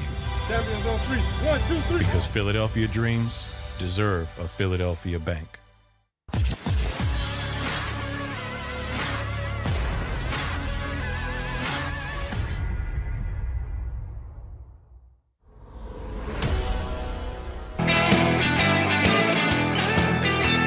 Welcome back. National Football Show. Your boy Dan Sileo. We're going to effort our friend Joy Taylor. Big day for her today. She did the Herd, as she always does. She co-hosts it with Colin Coward, and she also did Speak for Yourself. So FS1 had her pretty busy. She texted me last night. She's like, oh, my God, I got to change it. So we were like, all good. We'll drop you in the second hour here. So we really appreciate her coming aboard. We're going to catch up here in a couple seconds with her and get her spin on the news of the day, obviously. Tom Brady calling it a career. We'll talk a little bit about that with her as well. But Josh McDaniel is now the new head football coach of the Las Vegas Raiders. Will McDaniel have a better go at it this time around? I think he will. If you look at all the head coaches that have been successful, usually their first stop or usually their first couple of years, there's trials and tribulations. And why is that? Because you know why? Think about it for a second. If the transition for a player to go from the college ranks to the NFL is a transition, don't you think the transition from going from a coordinator to a head coach is also a process? Think about Nick Sirianni and how well he did this year from going from being a coordinator. And then by the end of the year, he was acting more like a head football coach. And that's exactly what happened to Josh McDaniel when McDaniel was in Denver. And he so came out and said that he failed in Denver because he didn't know about personal relationships. Well, that transition always plays into the assistant coaches. Look, when you're an assistant coach, you're in charge of wide receivers, you're a quarterback coach, you're a play caller. You've got a select group of guys in your room. You don't have the entire team in your room where you're in charge of every single one of those guys. And when you have to expand that and you're talking to special teams, you're talking to the defense, you're talking to the offense, then you got to talk to your coaching staff. This is all the managing that a head coach does. It's not just about any longer, hey, I'm a wide receiver coach and your emphasis is on the wide receivers, or you're an extremely educated play caller. Those things no longer have to be your forte. Your forte is now communicating with every single person that's in your football team. You know, that's the one thing that was in that John Madden documentary. It's not just the winning and losing on Sunday that sucks. You're responsible for every single thing that's in that building. Personnel, defense, offense, all of that. You've got to be a manager when you're a head coach. Look at Mike Shanahan. Mike Shanahan, do you guys forget the fact that Mike Shanahan was the coach of the Raiders and he bombed there? He learned all of his mistakes when he was the head football coach of the Raiders. Gets the next job, understands personnel, understands communicating, goes on to have a Hall of Fame type career as the head coach of the Denver Broncos. That's what made that guy, and that's what you look at with these coaches. Look at Bill Belichick. Bill Belichick stopping Cleveland. What was the one thing that Bill complained about when he was in Cleveland? And you know what it was? Not being able to deal with personnel. Look at the mistakes that he made. You know, he went the Kozar and Testaverde debacle in Cleveland cost him success in Cleveland because he didn't know how to deal with it. He just didn't know how to deal with it. Birdman says, appreciate your grind, man. I'm saying the same thing on Hurts. He was a second-round pick. Why are fans acting like we owe him something? We need a solid quarterback, not a project quarterback. Birdman, I appreciate it. You're exactly right. And if we have learned anything about this past weekend, you need one of those dudes if you're going to win a Super Bowl. My friend Joy Taylor, and I stole that from her because I saw her today when she was on The Herd, and Joy said this. She goes like this: if you're going to win and you're okay with this comment here, hey, I can win with him. You ain't got the guy in the room. And here she is with us now. Joy, I mean, do you agree, Joy, that from now on, I mean, when we watch what we watched in the playoffs, you don't have a Joe Burrow. You don't have one of these guys. You ain't winning a Super Bowl. No. I mean, we saw the weakest link this weekend was Jimmy G, right? Who I think is more talented than people give him credit for. I mean, he is a winning quarterback, but he clearly has limitations and he's prone to injury and mistakes, and he's going to give you an opportunity to take the game away from them, which is exactly what we saw. And who's out? Jimmy G. So now obviously Patrick Mahomes, is still a great quarterback and they'll be back here. Someone's got to win, but Yeah, if you don't have that guy, you're really just not in the conversation. And look, we know every organization isn't really trying to win Super Bowls. Sometimes they're happy just being competitive and selling season tickets and, keeping the fan base and the community activated and making some money. Everybody is not in the Super Bowl winning business. But if you claim to be, if you think you are, you better have one of those guys, because the gap between the have and have nots is just very obvious. There's not that many guys with that much talent in the league available walking planet Earth. It's hard to get them. When you do get them, you've got to win right away before they become very expensive. So there's a formula to all of this. And with all the rule changes gearing towards the offensive side of the ball, it becomes even more apparent and more of a need to have a guy that can take advantage of that. All right, Joy, do I look older? You got a little more gray, Dan. You got a little more gray. It's okay. It's been what? How many years ago was it? Oh, God, forever, man. Oh, my on to me. I mean, look, I told everybody, I go, the best advice I ever gave anybody, and it was to you, because you started doing weekends. And now every time I hear you on the herd, you fucking say something. And I love it because you have an opinion.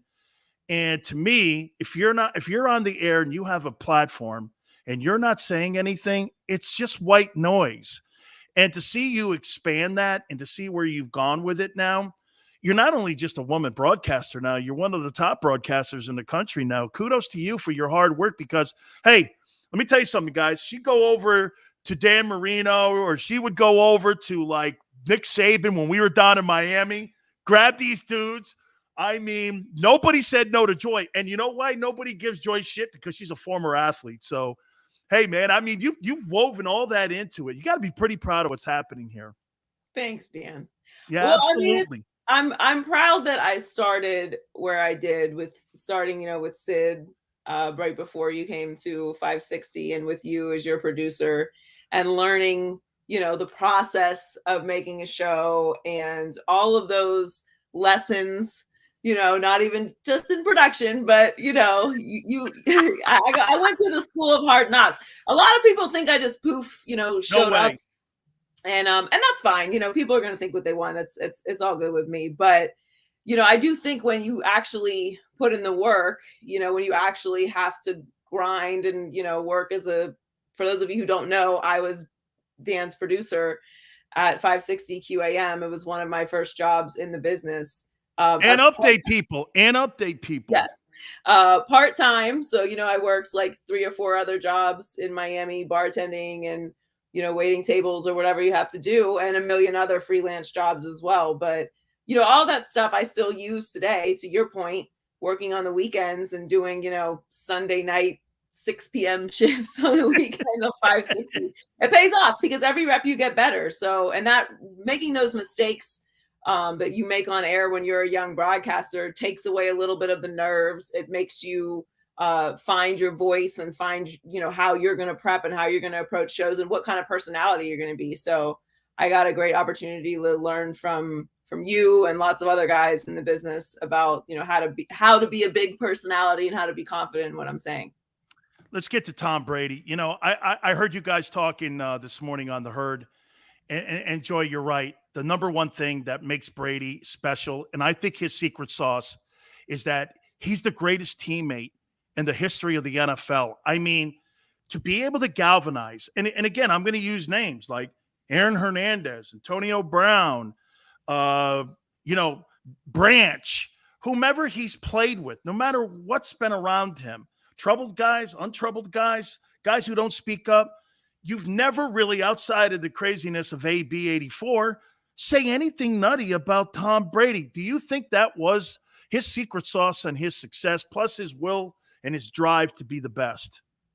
Yeah, I think because we always refer to football as the ultimate team sport, right? There's so many players in the locker room. There's so many moving parts. There's so many coordinators and assistants, and it's such a process, and everybody's got to really be one and on the same page. And great leaders find a way to connect with everyone and get everyone to buy in, and everyone knows their role and everyone does it to the best of their ability. I like talking to guys from championship teams and asking them, what was it that, put you guys over the edge this year?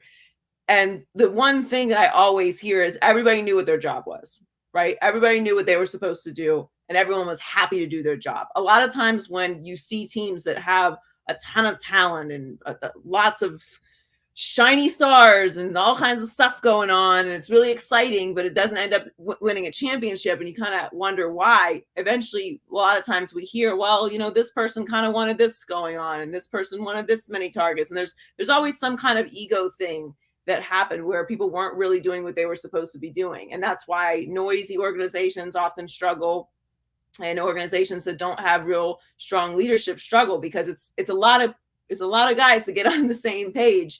And there's something about Tom Brady where, you know, I think it's because I believe he was a 6th round pick. Yeah. You know, he was overlooked. So he didn't come into the league as the number 1 overall pick. He didn't come in as the Heisman winner. He came in as a guy that probably on other organizations would have never made the team.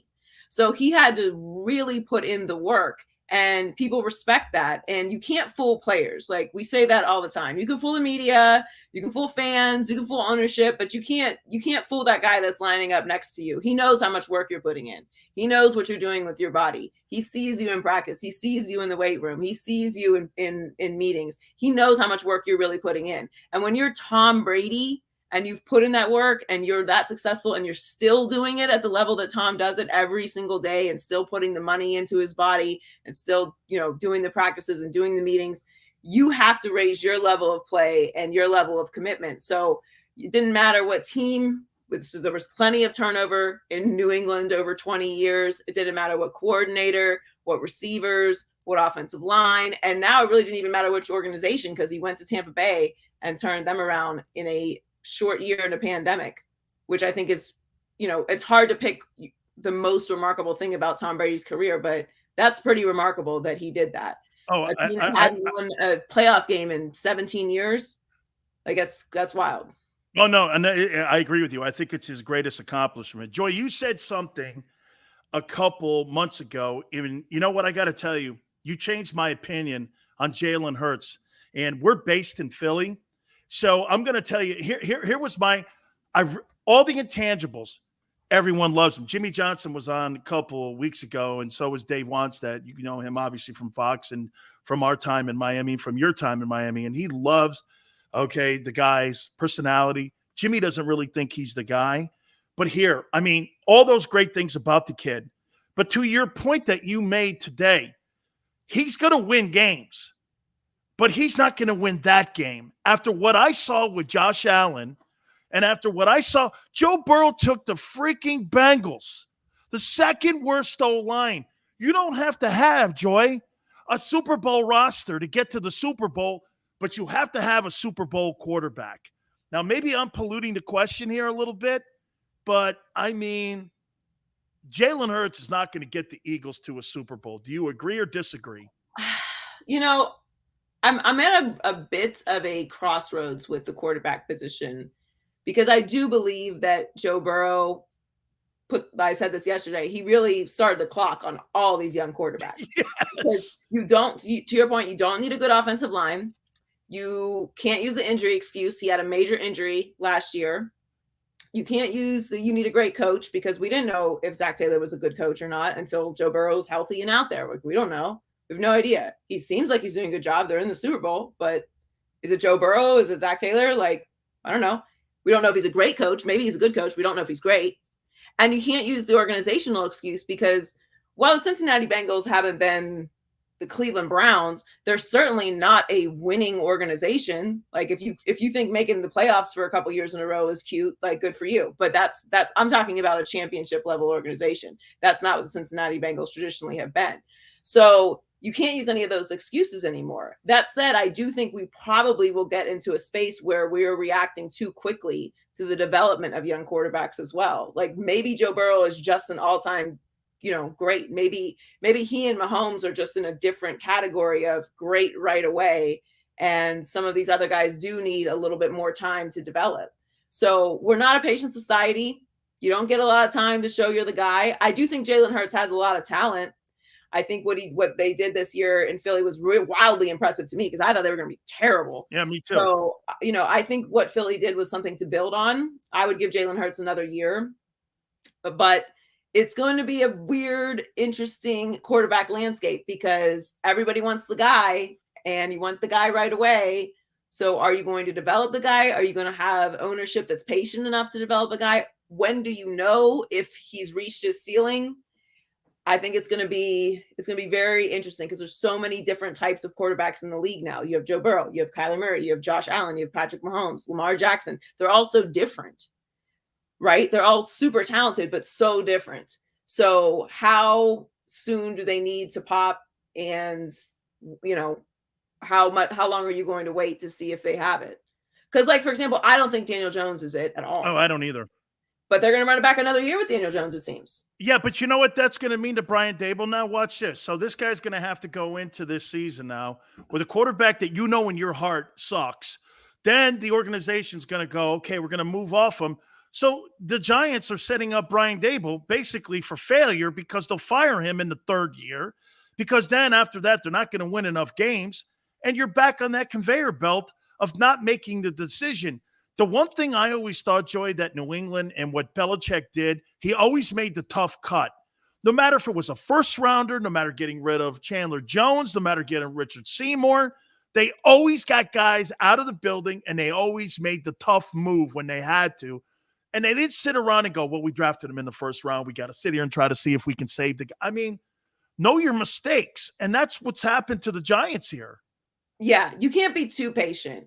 I think you have to see, you can see something. So to my point with Jalen Hurts, I think you see there's something there. I do. Right? He's still a little raw. There's something there. So if you can develop him a little bit more, I think that's worth exploring. When you can see something with a player at that position, lean into that. I think the Ravens did an amazing job of leaning into what Lamar Jackson does and building around him. And Lamar is, I mean, he's a league MVP. Like they had a down year. They're going to be back competitive again next year. I believe though that he will eventually win a Super Bowl, but he's a very unique player. So I don't think we've ever seen anything with Daniel Jones. Like what? So he can run a little bit, like he's kind of fast. Right. Like there's nothing, when you have a resume like that year after year and there's no pop whatsoever, I think you've seen enough to know to move on. So it varies player by player, but I just think it's going to be very hard for organizations to evaluate guys when you have Joe Burrow going out there and taking the Cincinnati Bengals to the Super Bowl, when you have Justin Herbert looking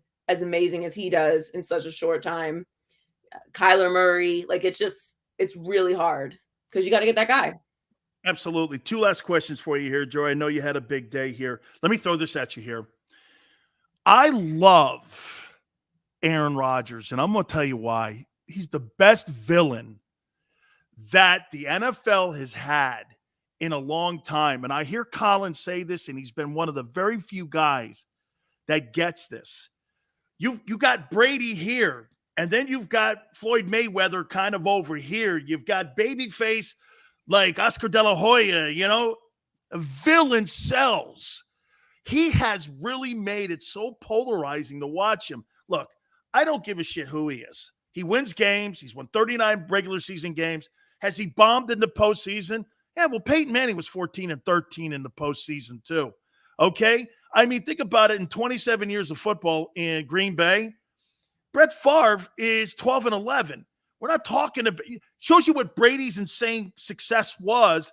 And I love your comment too. You can't compare anybody to that guy. That guy's over here and everybody else is over here.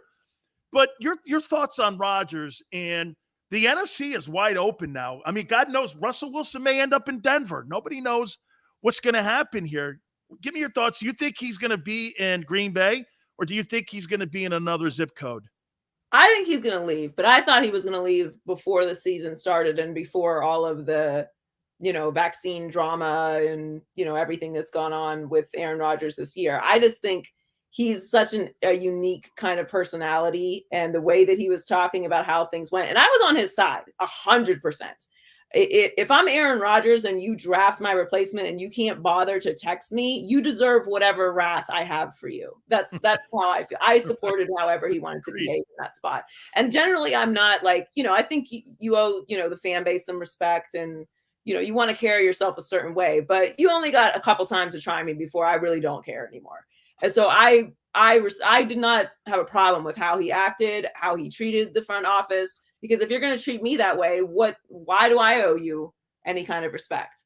So I was with him on that. And I do think that, it's going to take a lot to fix that relationship. That said, the way that the season ended, I kind of feel like it feels like that story's over to me.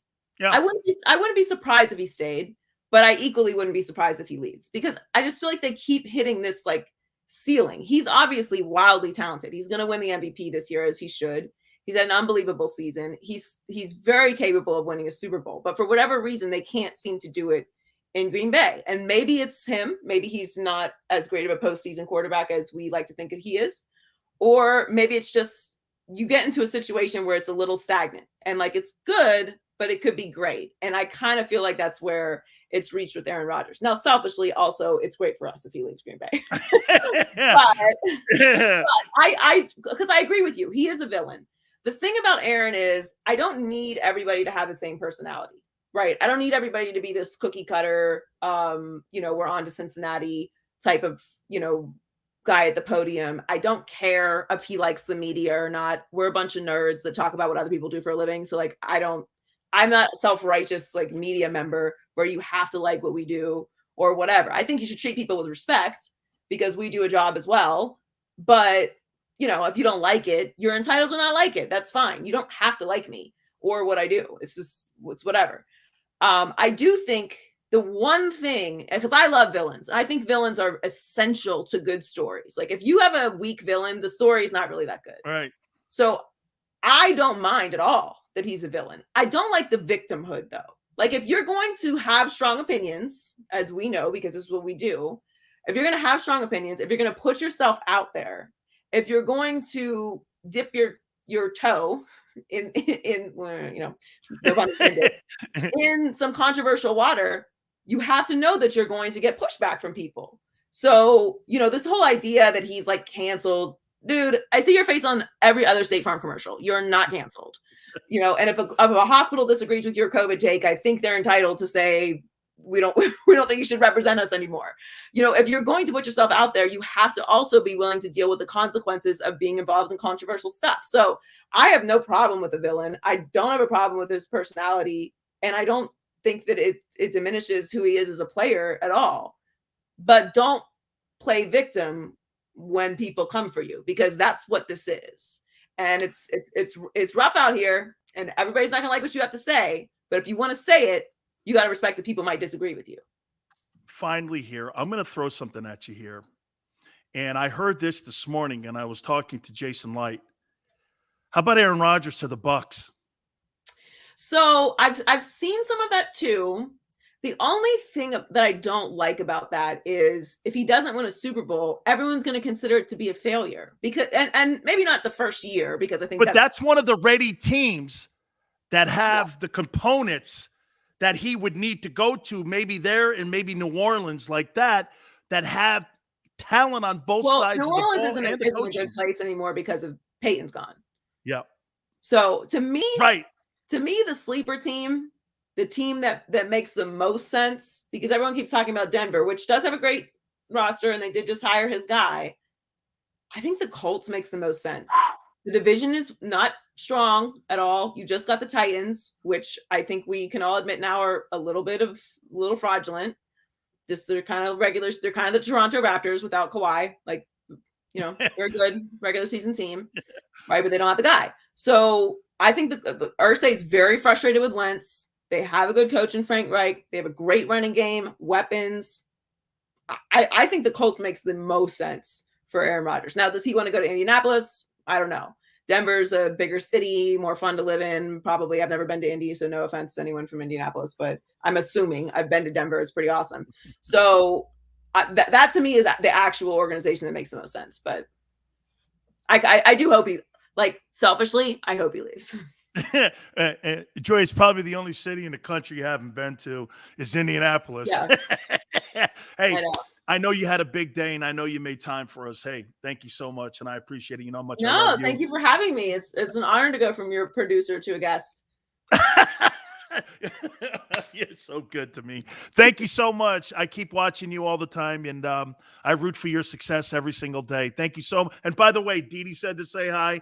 Kim said to say hi. They all love you very much. They're watching right now, so thank you so much, Joy. Hi, Dee Dee. Hi, Kim. Love you, Dan. I appreciate you. You got it. That is our friend Joy Taylor from The Herd. Please hit the like button. Keep it right here on the National Football Show. Go for the midnight dares. Go for the memories. Go for the view that goes on forever. Go for the bubbles in your bathtub and in your drink. Go to bed whenever you want. Or don't. Go for him. Go for her. Go for the win. Go to Ocean Casino Resort. Book your trip at theoceanac.com. At Stateside Vodka, every new customer gets the world's best rocks glass. Free. What's that? A rocks glass? You're telling me that bottle is cut in half? You could say that. Holy shit. And you're telling me I can get one of these glasses for free? That's right. One free rocks glass per customer with each first-time purchase of Stateside Vodka. So good, it just disappears.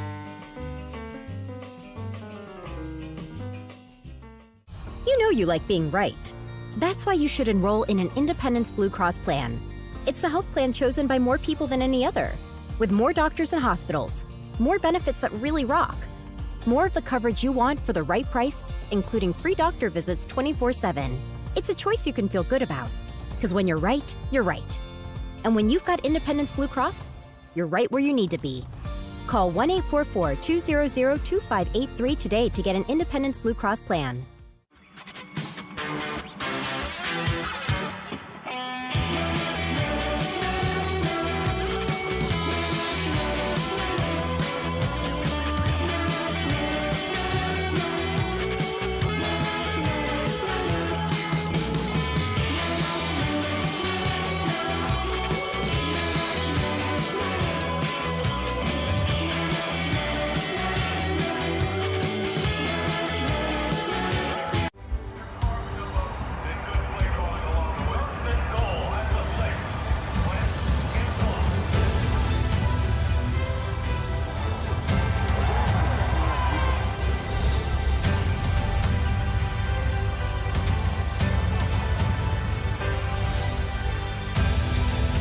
Field of life, First Trust Bank is there for you. Champions on three. 1, 2, 3. Because Philadelphia dreams deserve a Philadelphia bank.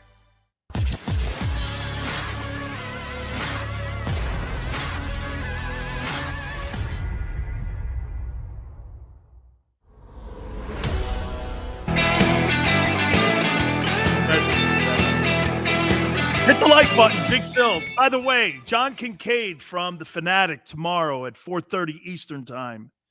We will have him on. You guys want Joy on again? I thought she was great. She always is, though, too. You know, yes. Yes, she was my producer. We worked very close and loved the hell out of her, man. Guys, please hit that like button. You guys were great. Better hide that segment from other producers. Xander Krause, Beauty and the Beast. Makes for great content. Oh, man. She knows her game, right, Sydney? Vaselli says, yes, bring her back. Okay. Yeah, no, she's a tremendous. You know, her brother is Jason Taylor, right? The Hall of Fame defensive end for the Dolphins. Okay? You guys know that that's her brother. Her brother played for the Dolphins for 15 years. And, you know, she was like a college star rugby player too. Or, no, soccer player, excuse me. So, yeah, absolutely. Yeah, Jason Taylor is her brother. And like I said, don't forget, guys, tomorrow we will have John Kincaid from The Fanatic, the morning man there, and we'll talk some Eagle football with him. Guys, I just got this in. How about Aaron Rodgers to the Buccaneers? What do you make of that? Rodgers taking over in Tampa? Seems like a pretty easy fit. Aaron Rodgers goes to Tampa. Oof. Okay? I'm not getting Howie. I'm working on Nick Sirianni. Brian says, Dan, why do you flip-flop and agree with Joy about Hurts staying for another year? I didn't agree. I said he's got intangibles. I didn't flip-flop. I said he has intangibles. He does have intangibles. I did not say I want him as a starting quarterback going into the 2022 season. I did not say that. Absolutely not. And by the way, to Brian's point, though, watch this. So if you sit here and say, after what you saw, this playoff run, that Jalen Hurts is good enough, and it didn't change your mind on what you need to win a Super Bowl, then you're just hard-headed. No, Steve, no. This is just conversation here. Brian, I'm not going to bash you, man. I'm not bashing. This is conversation, brother. What do you think? This is politics and what those jackasses do? I'm not bashing you, brother. Oh, no, Brian. Brian, it's not personal, man. I know you're not. We're just talking football here. Joe says NFL statement saying that they will defend against the Flores case. Wow, man, that's going to be massive news tomorrow. I find it hard to believe that Brian Flores is a liar. D-Train says Rodgers to the 49ers played his ball at Cal. Bucs have less weapons. I think the Buccaneers have, well, it depends. You're right, because Godwin's going to leave. Brian says, Dan, I prefer a Super Bowl defense. I prefer a Super Bowl quarterback, Brian. It's all good. Dan, would you wear a National Rugby League jumper if I sent you one? I don't know what a jumper is. It sounds feminine, and I don't know. I can't watch this. I can't commit to that right now. Steve says we need another hour of the show.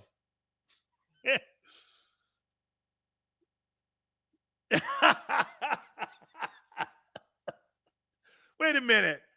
That's more commitment from Big Sills. That means another guest.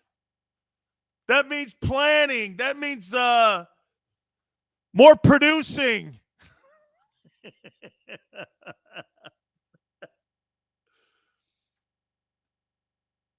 Oh, it's a rugby shirt. Yeah, I would wear it. I'd wear it on the air. Absolutely. I think, wait a minute now. No. Xander's trying to Stephen Ross me, allegedly, more money for another hour. See, I told you last hour, I don't do anything for money like that. I'm not compromising my integrity. Hey, Sills, we'll give you a couple more bones. Okay. Don't ever do that again to me live on the air again, Xander. Yeah, I'll never compromise my integrity. That's not what I do. I'll give you more money. Okay. That's like, watch this. That's like people going like this. Hey, Deshaun Watson would never play in Philly. Above $42 million. Okay. Yeah. Okay. Pay that fat man. Thank you, podcast. Thank you. Pay that son of a B. Absolutely, man. All right, as I said, hey, man, guys, please hit the like button. You guys were sensational as always. Matt Hatter Seals, you are awesome, but I still like Hurts. It's all good, man. It's all good. I like coconut cream pie. I don't really like apple pie. Still a dessert. It's all good. Why did I tie that in? I have no idea. Jalen Hurts wouldn't take the cash. Integrity. That's why I don't like him. Drop that integrity. We're good. Yeah. Guys, thank you again. Please, hey, do me a favor. Hit the like button. John Kincaid from The Fanatic tomorrow. If you missed any of the show, you missed any of the interview with Joy, we really appreciate you. Go back, share it, watch it a little bit later on. Tell all your homies about it, man. We really love the fact that you guys come here every single day And I'm so glad that I get a chance to talk with you guys 4 to 6 Eastern time every single Monday through Friday. Till tomorrow, we'll see you on the flip side.